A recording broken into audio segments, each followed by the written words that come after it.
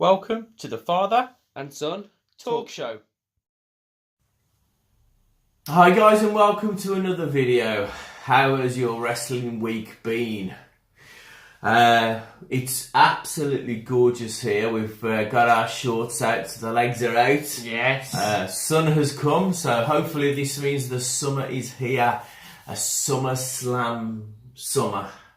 So, yeah, whatever. So, we will be back with the news in a little bit. Yep.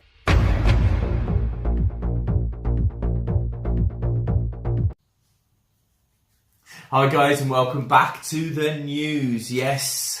Unfortunately we start the news off with a bit of sad news. We don't normally start off sad, but unfortunately it's this week. Usually it's either something jolly like John Cena's baby, Mrs. Baby, or even John Cena's breakup, because now Nikki Bella's free, so go on. But yes, unfortunately, Hall of Famer Bruno Sammartino unfortunately passed away this week. Lucky enough, they actually managed to get him into the Hall of Fame and do a proper Hall of Fame induction before he passed away. Because obviously there was a little bit of heat between Vince McMahon and Sammartino because of the way that the company was going. Bruno thought that it was too racy product, so he completely said no, I don't want anything to do with it. But because of Triple H being such a brilliant person, he gets there, he gets to speak to the people, he gets them back in. I think most of the new people who have come back in, like Jeff Jarrett, like Bruno Sammartino, have been people who has actually been brought in by Triple H. He's the one that's got the voice that, he started talking to them. Well, yeah, he recognised the talent and the actual contribution they put forward to, creating WWE as it is now. And obviously Vince just doesn't really see that because he just looks in the future. And, if he falls out with someone, they're in the past to Vince. But it shows the things that Triple H can do. He's brought Kid Rock back into the Hall of Fame.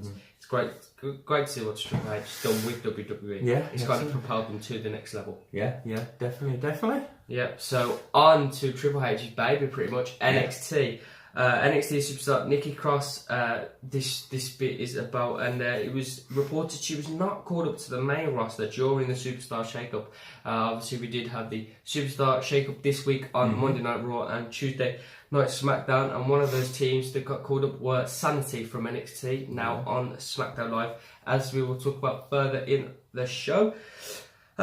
So yeah, interesting to see that Nikki Cross isn't called up because she is obviously part of Sanity. That's right. Whether you can call her a proper, official part of Sanity, I don't really know, because obviously Sanity is a group of 3 men. Yeah. And Nikki Cross can't really do much. She could just kind of portray her manager, but I think WWE would miss out on her if they were her manager, because she's so talented in the ring that it just wouldn't really work.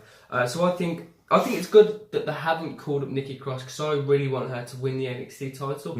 Maybe off Shayna Baszler. You've got 2 similar characters that could possibly create a good rivalry.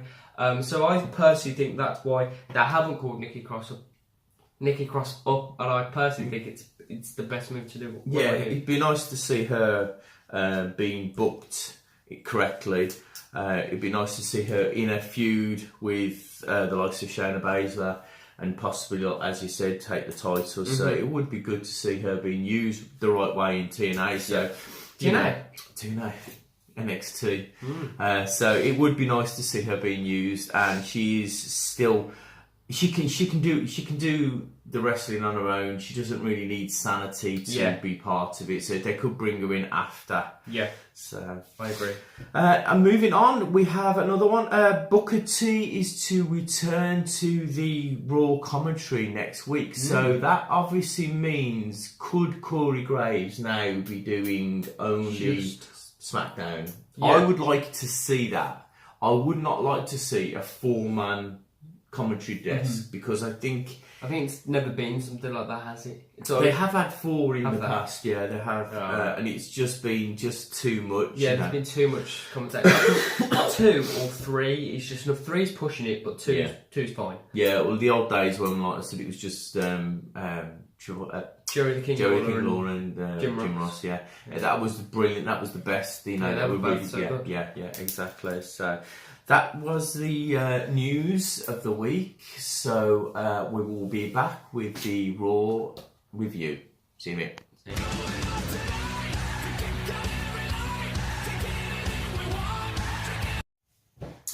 Hi guys, and welcome back.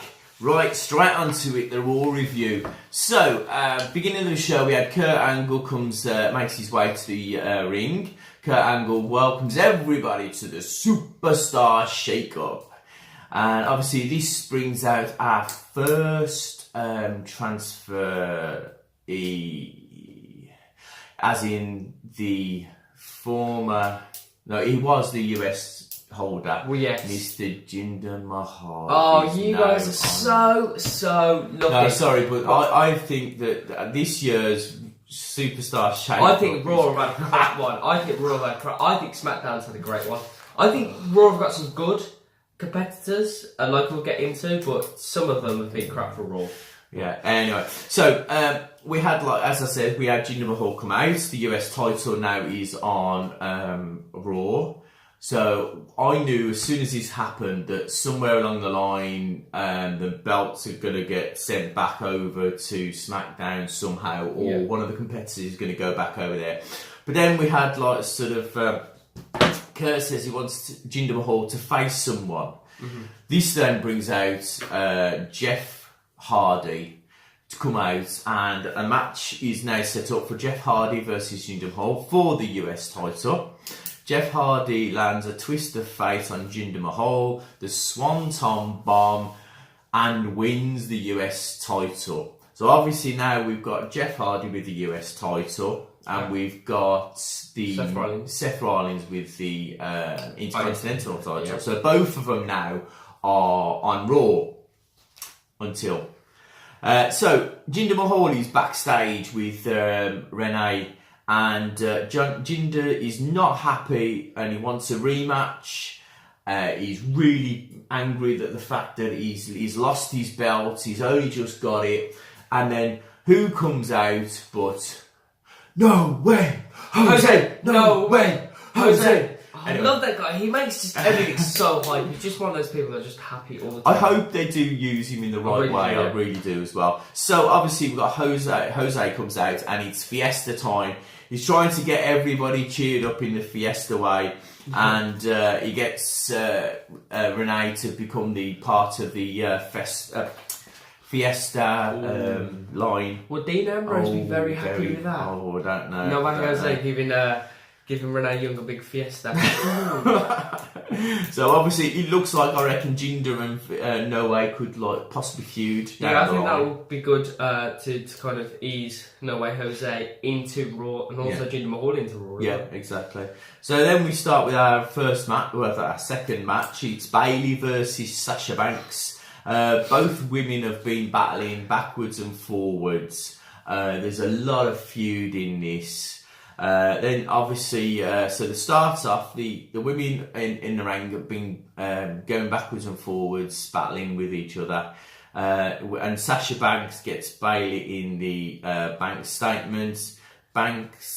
Bayley is about to tap until we hear the Riot Squad music. So the Riot Squad comes down and attack them.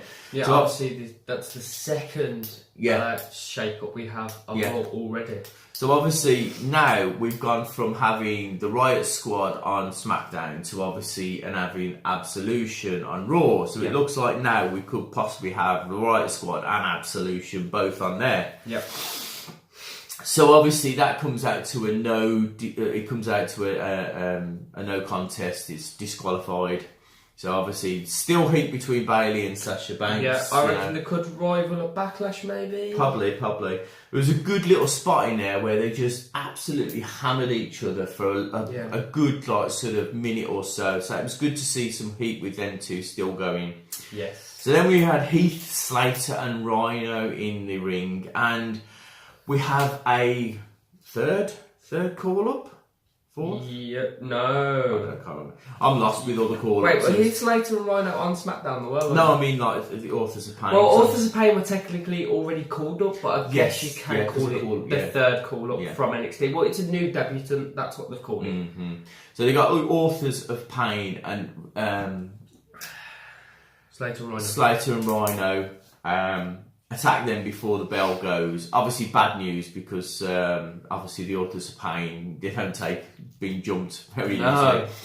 So Arkham regroups, but Slater attacks him soon as the bell goes. Arkham tosses Slater into the outside, hits him with the last chapter on Rhino, and of course the Authors of Pain pick up the win.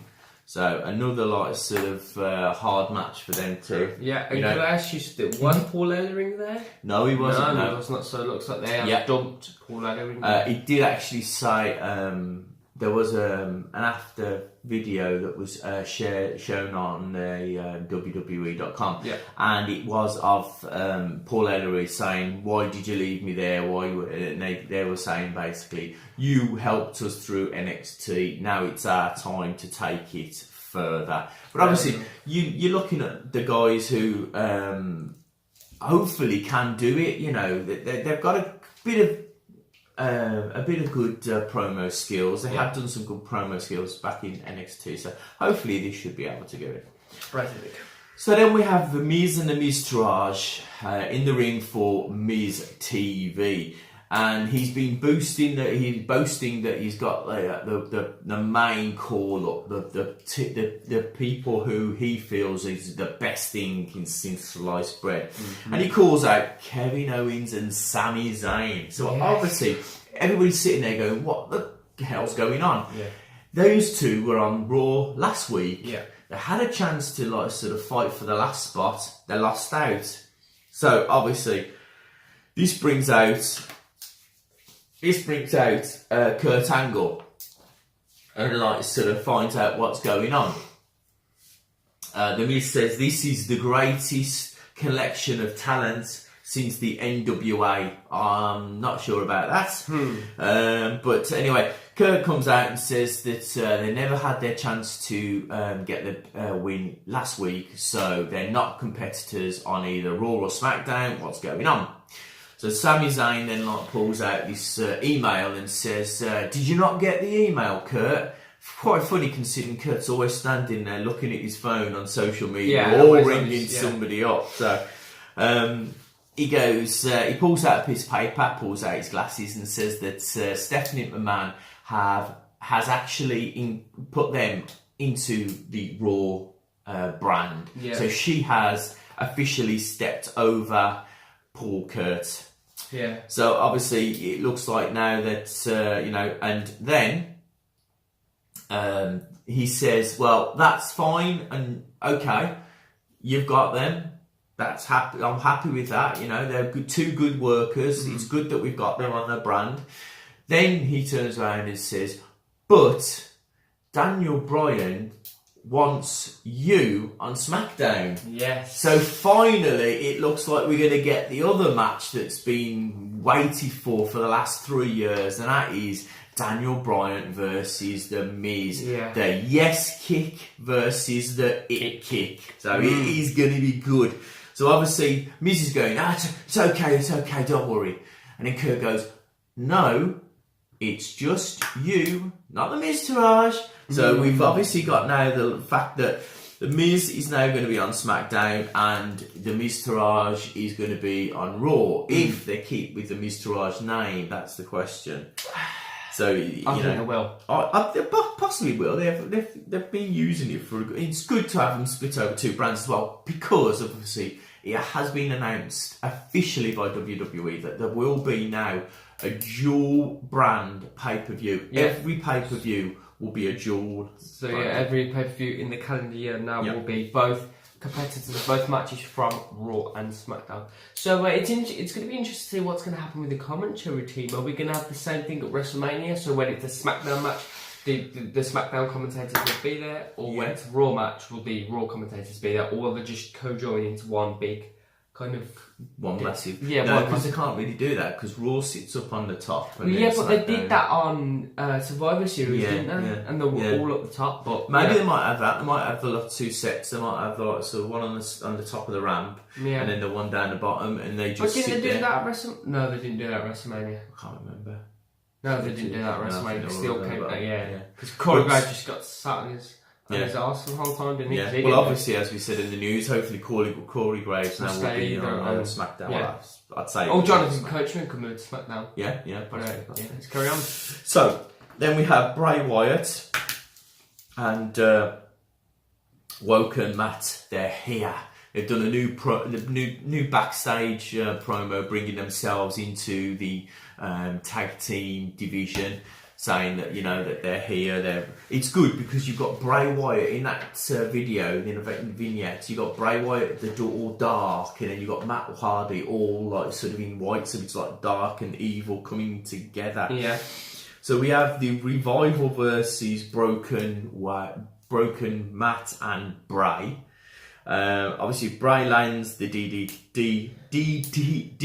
DDT combination with Bray Wyatt, and it's good to see that they've like actually got a move that they can work together. So it looks like it is going to actually be a long-term tag team. Yeah, I hope of it is some because I sort. think they'll work really well, and Bray Wyatt seems to work better with someone else. Yeah. 'Cause whether he's big on his own, yes, he can do it, but I think the WWE just get kind of bored of his gimmick. So this is working perfectly for me, and I think this kind of coalition they've got together at the moment is fantastic. Yeah. So obviously we get like Bray picks up the win for the Broken team.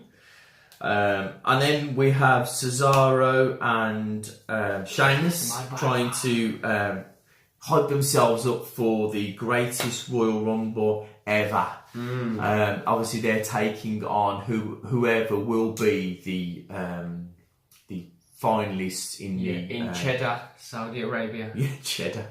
Obviously, there's a tournament at the moment, or as Vince McMahon likes to call it, the Eliminator. Tag Team Eliminator. So obviously Breezango then run into them, and it looks like they're going to be transferred to Raw. That's good because I think Breezango on Raw will do good because I think they've got a good chance of losing their like stigma of the fashion police and actually being more of a wrestler. Because the fashion files were good. But now we all know what's happened. It's kind of very it will die down. Yeah, it became very stale. So obviously they're now walking around giving out fashion tickets for them. So then we have Kurt and Ronda Rousey in a backstage promo saying that Stephanie's not going to be going away. That she's here and she's like sort of sticking around. And then we had Then we had Natalia turn up. Yes, Natalia is on Raw now, so that's another transfer. And we've also had Breezango, another transfer, so that's 4 transfers, maybe 5 now. Yeah. For Raw. So obviously we had we had Natalia put her arms out and welcome in Ronda Rousey. So they've actually worked together on her training, Ronda's training. So it looks like there could be possibly a tag team between Ronda Rousey and Natalia. So that could be good that they're going to keep them two together because well that is good because Ronda Rousey is like this kind of UFC badass girl, and obviously Natalia at the moment is a heel, so that actually would work. Even though the fans see Ronda Rousey as a fan favourite, she does have that kick-ass style where she would just be up on anyone, even Stephanie would. I think they'll tag for a bit, and then I reckon they could end up feuding after a bit. So then we had Amber Moon versus Mickie James, another good match. Amber Moon, it's good that she's transitioned very well into the main roster. She's doing well. Mickie James did a good job in putting her over, so it was good to see that. So then we had Amber Moon lands the elbow on Mickie James in the corner, then lands the Eclipse for the win. Amber Moon gets her win. Yeah. So it's good to see that they're keeping her strong as well, especially as well that she's taking on tougher competitors in obviously Mickie James. Then we had Kevin and Sami Zayn backstage. They're planning to try and take out Strowman early before their match. I got nose itching. I think it's this hay fever. It's affecting me already. Oh, whatever. So then Dolph Ziggler makes his way to the ring and Titus Worldwide. So No. Titus Worldwide. So we've got obviously Dolph Ziggler is now obviously part of Raw. So back on Raw is Dolph Ziggler. Hopefully we get a better chance there. Possibly. So we've got Titus then trying to bring Dolph into the Titus brand, saying, you can sort of be amazing, we can transform you and do all this. And Dolph then goes, but I've not come alone. He comes with the Celtic kicker in Drew McIntyre. Yes. Finally, Drew has come back up into the... He shouldn't have been in... it was good that they put him in NXT because the NXT belt has been held by somebody who's very good. Not saying everybody else wasn't, but there was a bit of name to it, Drew McIntyre being the last sort of holder. It. So we've got Drew McIntyre back in NXT. Back on Raw. So then Drew and Dolph Ziggler team up and beat up on Titus and Apollo. So it's good to see that they're keeping Drew McIntyre with a bit of a heel. And obviously they're keeping Dolph Ziggler with a bit of a heel. Drew McIntyre looks great though. I was watching an old pay-per-view, I think it was an old WrestleMania, and Drew McIntyre was he was holding the IC belt, and it was when he was had the chosen one gimmick. And he looked terrible, he was just a skinny little character, but now, comparatively, he's huge. Yeah, he's put on a lot of lots. And I really hope he gets his chance, because when he was in NXT, he really, his career was down here when he first started, but now he rose really high.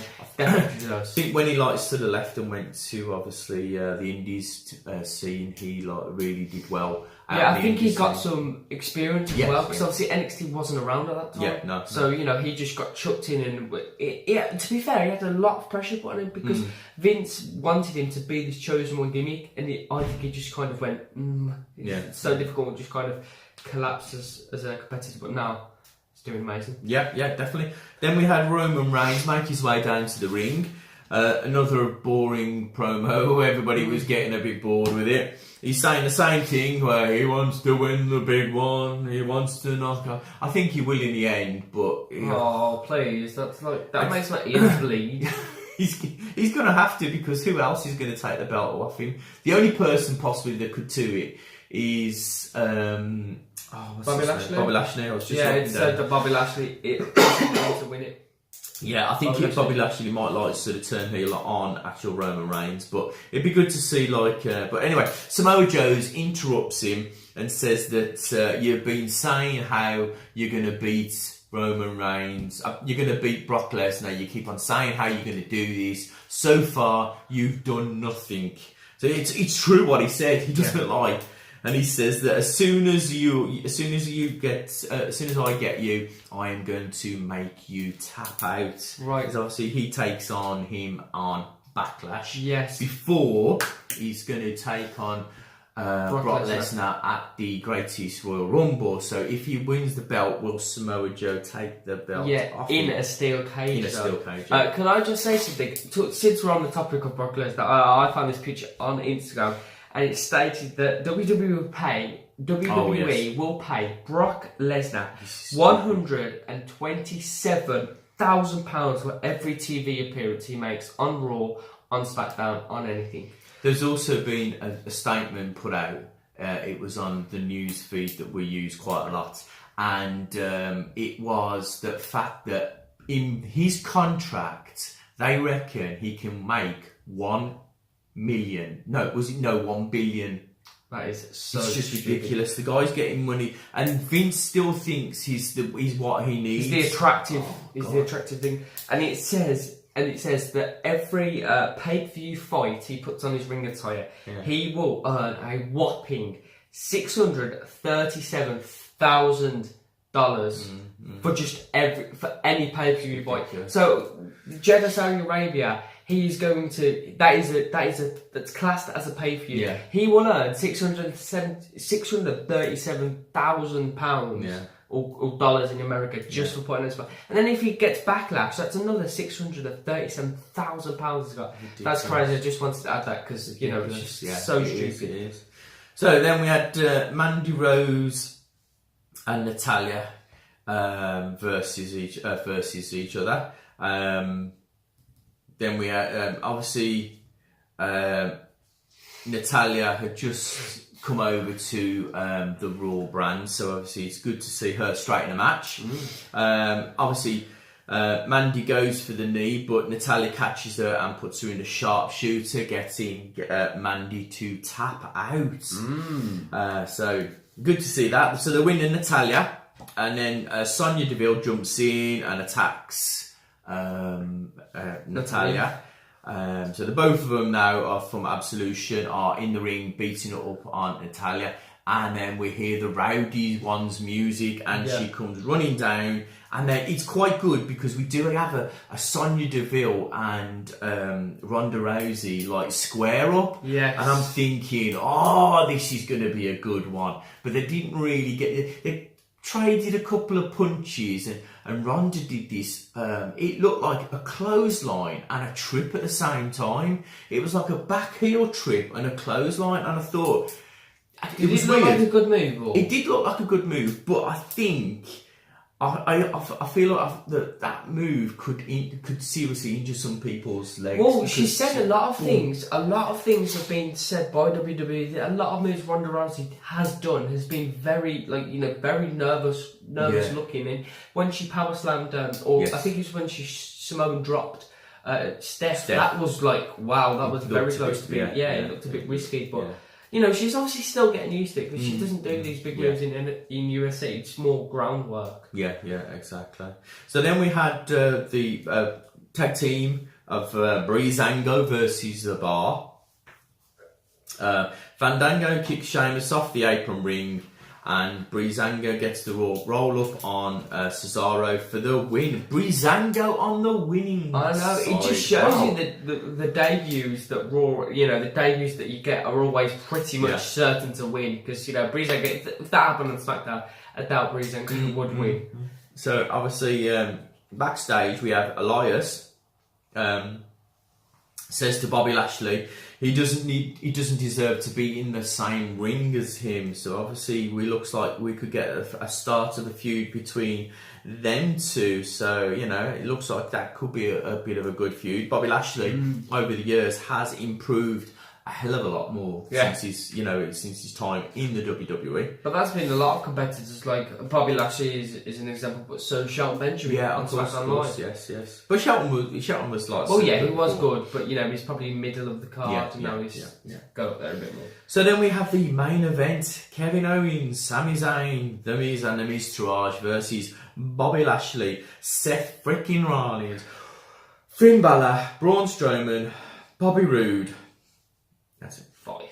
10-man tag team. Yeah, and obviously one of them is a new debutant on Raw, Bobby Roode. Bobby Roode. Lost, fortunately, but hopefully, I wish him all the best on Raw. Yeah, we had the first call with another one as well, Bobby Roode. I think this will be a good one. I was saying that we got a pile of crap. We have got like sort of one person that I would turn around and go, yes. Yeah, it's a Bobby Roode. What would you go? Would you go?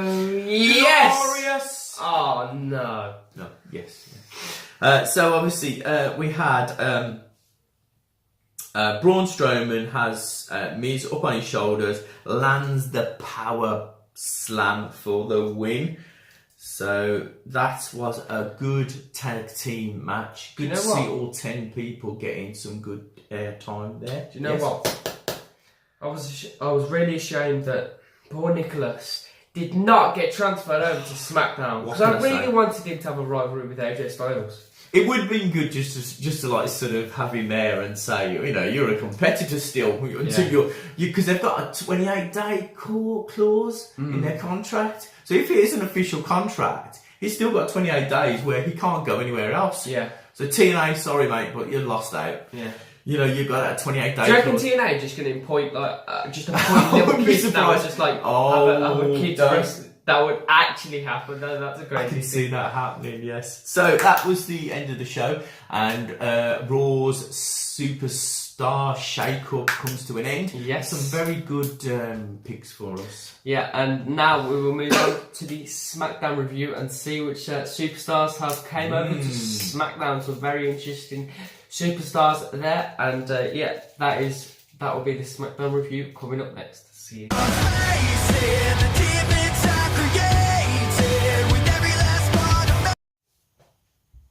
Hi guys, and welcome to the SmackDown review. So, interesting show this week. Obviously, we closed the Superstar Shake-Up. Interesting competitors coming over to us, and we'll get straight into that now. So, we started off SmackDown live with Styles and AJ Styles and Daniel Bryan video clip, just talking about what was happening last week. Pretty good video clip, just trying to hype up, you know, the Styles and Bryan match. You know, so shame it didn't go a little bit longer. Yeah, the dream match. I think it should have gone. I don't think they should have had it. I don't think they should have had it as a no disqualification match.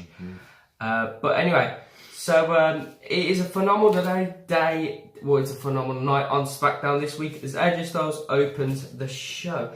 And he starts off his promo in the ring talking about how you can tell a lot from a man that was a failure, and he's found out everything about Nakamura, and he's saying that Nakamura has shown his true colours, and he isn't just the artist, but he's the con artist. Now that was really good. If AJ Styles created that out of just thinking, it was really good on the spot like that. It was really funny, and it shows how confident AJ Styles is on the mic. I'll tell you one thing I've noticed over the last couple of months, that how either the writing team have actually started to actually do proper writing. Yeah, I said that last week. Or they have turned around and says, look guys, you go out and do what you want to do, but get these notes over. Yeah. That's how it used to be. That used to be bullet points, get this over, get that over, get this over. Yeah, exactly. That's what I said last week when I talked about the Finn Balor and Seth Rollins promos. Seen a lot. And you can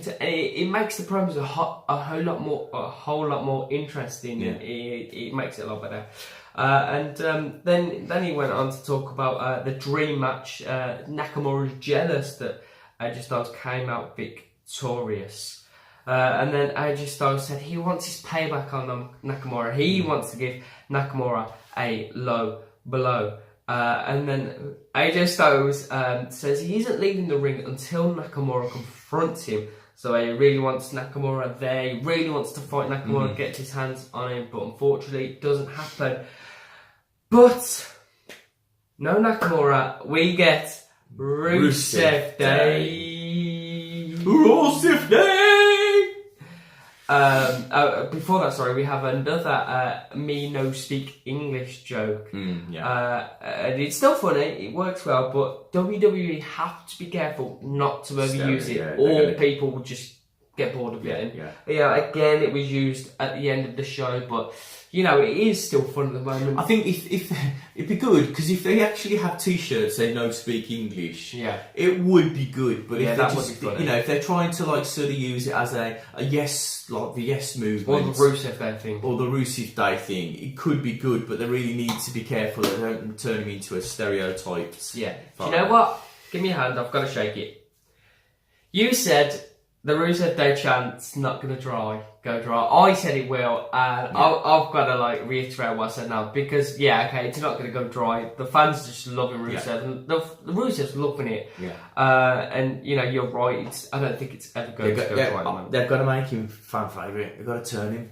Yeah. They've got to have Aiden English turn on him, kick him, and then let the Rusev Day completely take over. Yeah. Brilliant. Because the fans will like that as kind of like you know how they are with Daniel Bryan and Yes chants. That's what they'll be like with the Rusev chants.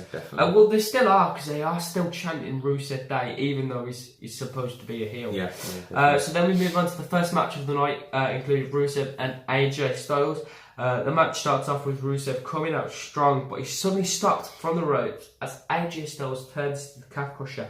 And we thought this was going to be a quick match. Rusev was going to submit, and that was it. But no, Aiden English breaks it up, and the match ends in a disqualification. And then we have English Rusev beat down on Styles, only until Styles' saviour, Daniel Bryan, arrives.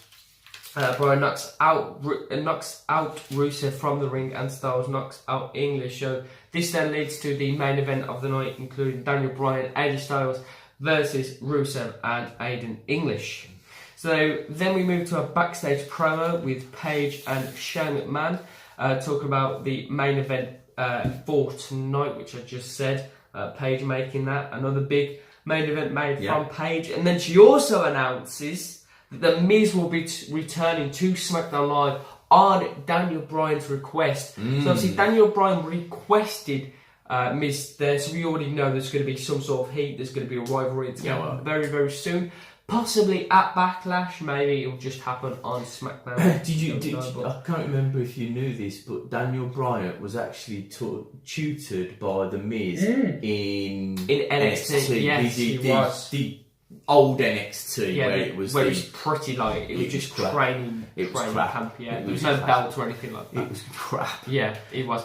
But to be fair, look what Triple H has done. Yeah, it was his own branding. Oh yeah, brilliant there. I mean, I think that was only so they could actually scout competitors like Daniel Bryan, and it was good to see. But yeah, they obviously had a bit of a heat when they were Master and shooter, I guess.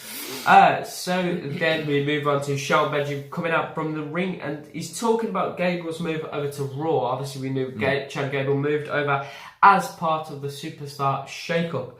And he thanks him for being an inspirational partner, but it wasn't him, it was his Twitter. His Twitter got hacked. Oh my god, I can't believe that. And then such a bad thing, you know. Obviously, he doesn't use his Twitter that much, because that tweet is actually still on his Twitter account. Exactly. Wouldn't he delete it if it was being hacked? And he said that he didn't need Gable, and he did never want Gable. So Gable's probably, you know, when he was watching that, he's probably got some tissues by the side of him, crying. Yeah, exactly. Poor Gable. And he said Gable needed Shelton Benjamin, which was a bit harsh. And then Shelton Benjamin says he deserves championships once again, and he asked Paige backstage for some big competition, and that big competition is no other than Randy Orton. So yeah, Randy Orton comes to face Benjamin, and they mess up and somehow put Jeff Hardy's music on, but it is actually Jeff Hardy. Jeff Hardy. I thought that, I was like, oh, Kevin Dunn, you done it again. Yeah, Kevin Dunn, you've done it again. So yeah, Jeff Hardy's music hits. First superstar in the shake-up, so that is our first competitor for SmackDown in the bag. US champion Jeff Hardy over to SmackDown. So this then makes a match between Jeff Hardy and Shelton Benjamin. And Benjamin comes out the match looking strong. Still after the break, Shelton is in full control, but Hardy gets more into the match slowly. Hardy dropped from the turnbuckle. Those poor balls of Hardy just got absolutely wrecked. So a big knee from Benjamin rocks Hardy in the corner. And then after that, Benjamin is thrown off the top turnbuckle. And then this whisper in the wind from Jeff Hardy was really bad, because what Shelton Benjamin done is he fell off the turnbuckle too far, so he was kind of in the ring, and the whisper in the wind can only be hit from a certain distance. So Shelton Benjamin had to literally run into Jeff Hardy for the connection to actually happen, or Jeff Hardy would have landed on his neck, and it looked really, really messy. Obviously, it wasn't either competitor's fault. You could probably blame it more on Shelton Benjamin, but you know, it was lucky it didn't happen. It's lucky Shelton Benjamin got there just in the end. So then we move on from a pin from Benjamin as a big kick knocks Jeff to the ground. 1, 2, and Hardy kicks out, and then we have a twist of fate from Jeff Hardy, which drops Shelton Benjamin, followed up by a Swanton Bomb, and then we have Jeff Hardy win his first match on SmackDown Live. So after that, we have a promo from The Miz talking about Bryan's tweet. And Bryan's kind of ask or plea for him to be on SmackDown Live, saying that he's not there as he's out chilling with his wife and a new baby. Literally, that baby has got one hell of a life. She's already on TV. Yes, sort of made her WWE debut in theory. Exactly, on the cameras already. Well, they like having kids on the show, don't they? Well, yeah, Nicholas. Maybe Vince has got a new fetish of kids. Oh, please don't. I wouldn't be surprised. We're going to have YouTube ban us. Oh yeah, I'm so sorry, YouTube. Please do not ban us. Vincent McMahon does not like little kids, just big, sweaty men. So then we moved on to the third match of the evening with Jey Uso and Luke Harper. We start the match with Luke Harper looking strong as always. And then this match was a pretty much a squashy match. Nothing really happened. Roman trying to get into the ring, stopped by Jimmy. Doesn't work too well for Jimmy as he then gets a big right hand. And then Jay comes flying out of the ring to try and save his beloved brother. But he falls unfortunately into the clutches of Eric Rowan. He puts him onto the ring apron. And Jimmy comes back with a super kick and that rocks Rowan. And this was interesting because I'm surprised the ref didn't call this for a disqualification because it says that if a person that's not involved in the match lays hands on someone that is, the referee should call it for a disqualification. Right, but really, he didn't do anything. He just put him on the ringside and then nothing happened. But then Jay gets distracted. He gets a discus clothesline on the ring apron for the pin. 1, 2, 3. And the Bludgeon Brothers cannot be stopped at all. But then after the match, Jimmy Uso gets the mallet and boldly uses that mallet. Finally, someone who's used that mallet. It was great to see. But that doesn't work too well either. So the two Bludgeon Brothers, Harper and Rowan, pick up the sledgehammers or whatever they are and look to just absolutely demolish the Usos. But no, Naomi comes and saves her beloved husband Jimmy. Don't beat up on my husband. Yeah, do you know what this reminded me of? I don't want this to happen, but I feel like Naomi's going to be like, one of those women that are just like by their man all the time now. I do reckon she's going to be like sort of on the outside ring. She's going to be more of a manager's role. I think so. I don't want it to be because I think, no, especially considering she won the women's exactly. battle. And again, that could just be a proof that nothing happens when you win that. Yeah, that's right. So then we move on to the fourth match of the night with Sin Cara versus Samoa Joe, and yes, Samoa Joe on SmackDown. Oh, when I saw this, I was ecstatic. You have lost someone big there. That must have really pissed you off. But yes, Joe is on SmackDown. Absolutely fantastic. I love this. Again, squash match. Joe just looking like a monster as always. A coquina clutch. Too easy for Joe. We all knew it. But it was still an amazing match. Even though Samoa Joe is on SmackDown, he is still amazing. Samoa Joe is on SmackDown and Samoa Joe is on SmackDown. Say it a little louder. Samoa Joe is... Sorry for just busting everyone's ears, but Samoa Joe is on SmackDown. And then we have Promo Joe. Come on. Promo Joe. And then he says the land of opportunity. No. It's the land of handouts. And everybody has had it easy, but Samoa Joe. And then finally, Joe said it's his opportunity now to put to sleep Daniel Bryan. He will be the man to defeat the Viper Randy Orton. And Joe will emasculate and decimate AJ Styles. And Joe says after that he will personally end Roman Reigns after Lesnar is going to beat his ass at the Greatest Royal Rumble event. And it was also said that Joe could win the IC belt at the Greatest Royal Rumble event. See, he is in the 8-man ladder match. Yeah. And he could also win the Universal belt. Believe that. I reckon, yeah, believe that.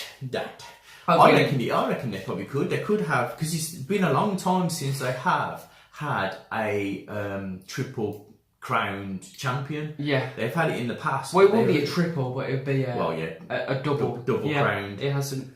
But that would mean the Universal belt on SmackDown and the US belt and the IC belt on SmackDown, so there's no belt on Raw then, except the tag team, so wouldn't really work, but it would be good to see. And I said here, personally, best promo from SmackDown in a long time. It's all down to Joe, and I hope he gets a big title soon.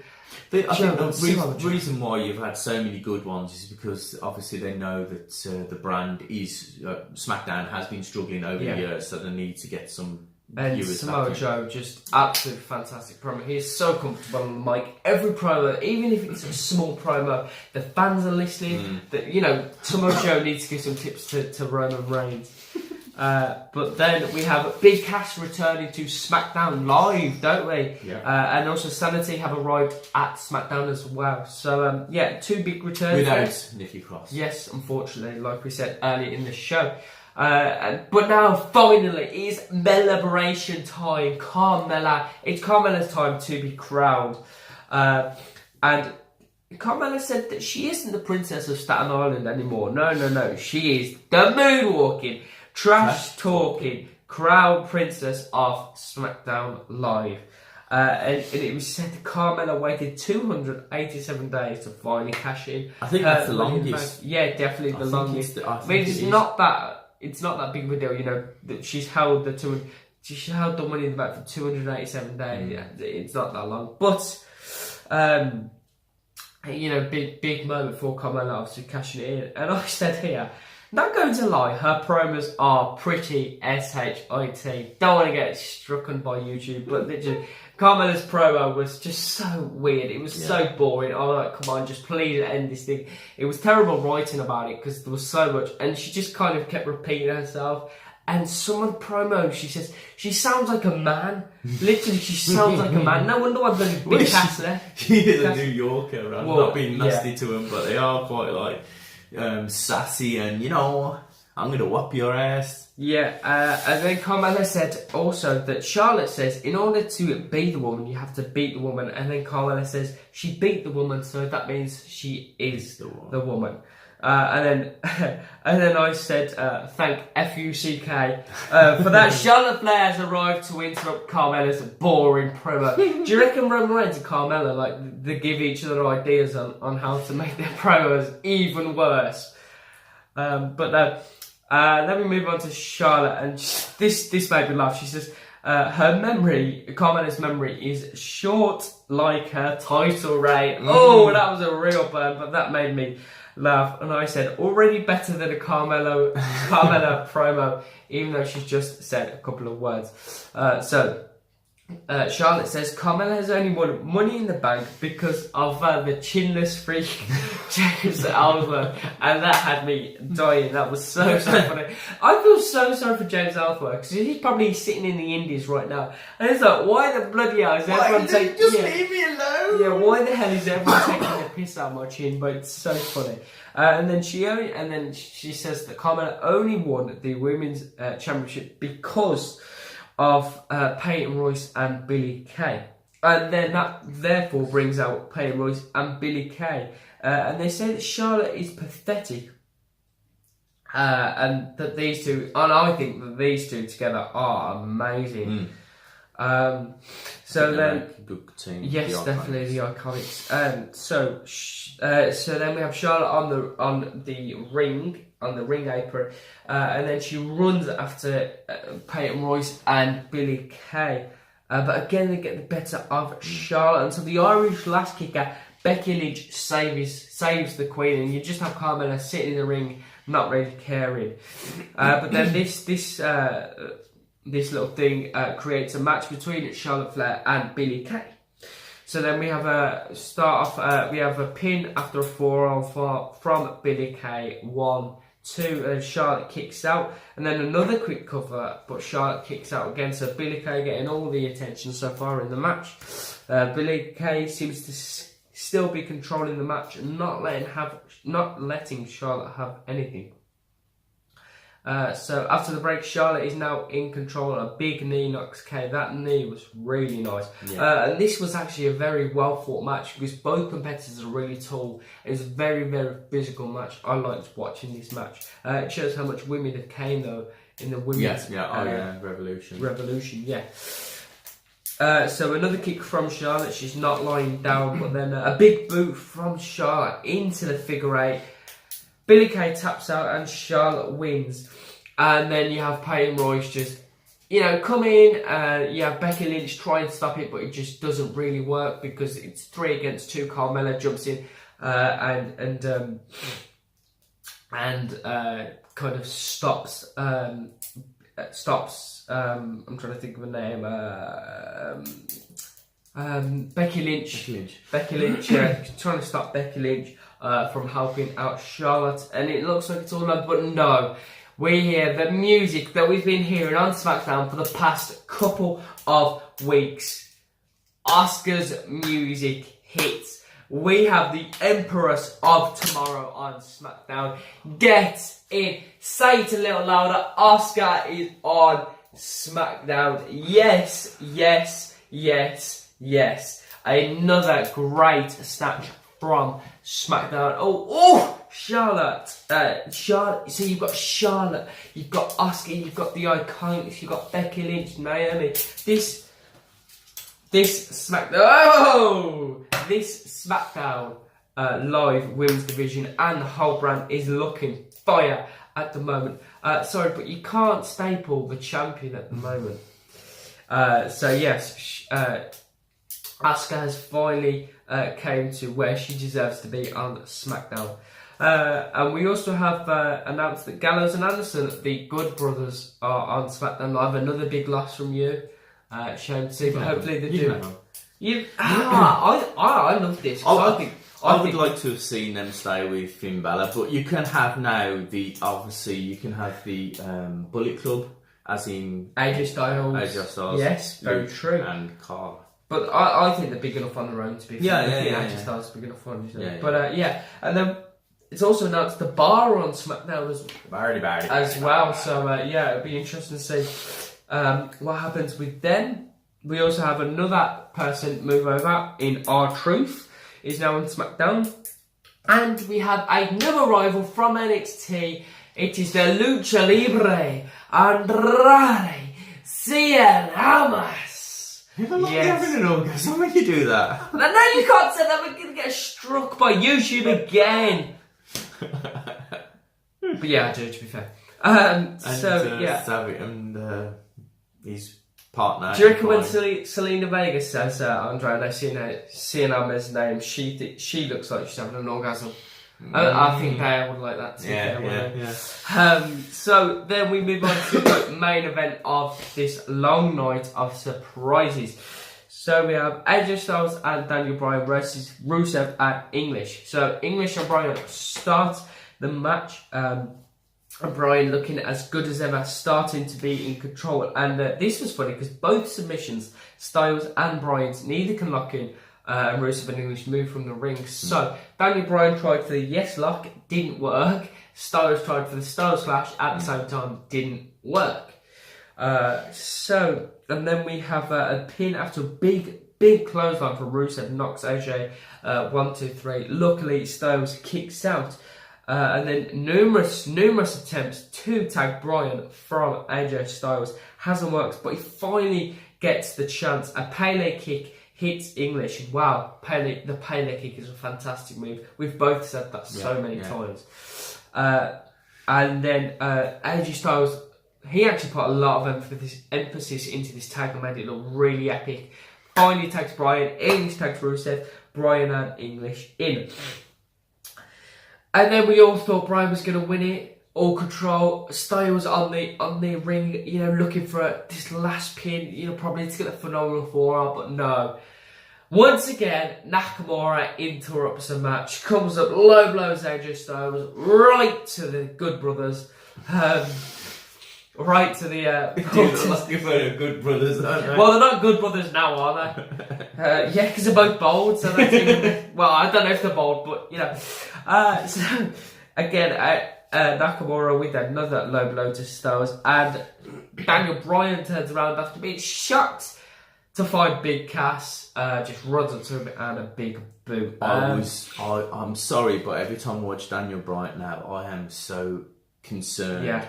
When he did that big boot, when Cass did that big boot, I just thought, He was holding this, and I was like, oh my god, please don't be anything bad. I mean, we would feel more comfortable, furthering on to that. But I want to ask of your verdict from Big Cass's arrival on Smackdown. Personally, I think it's a bad time to come. I think it's going to get lost in the card. The shuffle of success. I think he will eventually leave WWE. I don't think he's got that much talent unless Enzo Amore comes back and, I don't know, the feud again. I don't think it's going to work. What about you? I think he's they're going to know what to do with him. They've got to put him with the right people. They've got to know how to use his talent. Because if they just throw him in dead-end matches, he's going to get lost. It's just a big guy with a big kick. Yeah, exactly. Yeah. So that ended the this week's SmackDown, and it also ended an interesting superstar shake-up. Yes. Unfortunately, it's came to the bit I don't want to say.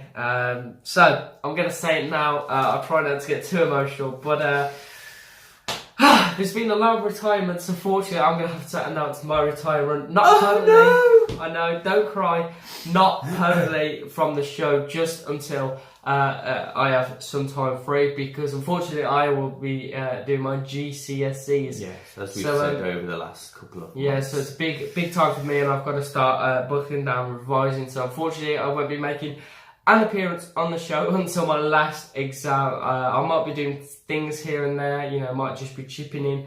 I'll still be posting on the Following Sun Talk Show Facebook page, which you can check out below. Unfortunately, I will be heading over to SmackDown Live to pose as a GM because I've got an injury. So, but it doesn't mean I'm relinquishing that title. That title's still mine at the moment. I will hopefully try and make pay-per-view appearances, and you better pay me £637,000 for it, or I'm not making an appearance. So yes, as Jack's just said, he will be unfortunately taking a bit of sabbatical from the show, but I will be trying to do as good a job as I do. Yes, I know. Yes. We will see you. Well, I will see you sometime next week. Yep. See you later.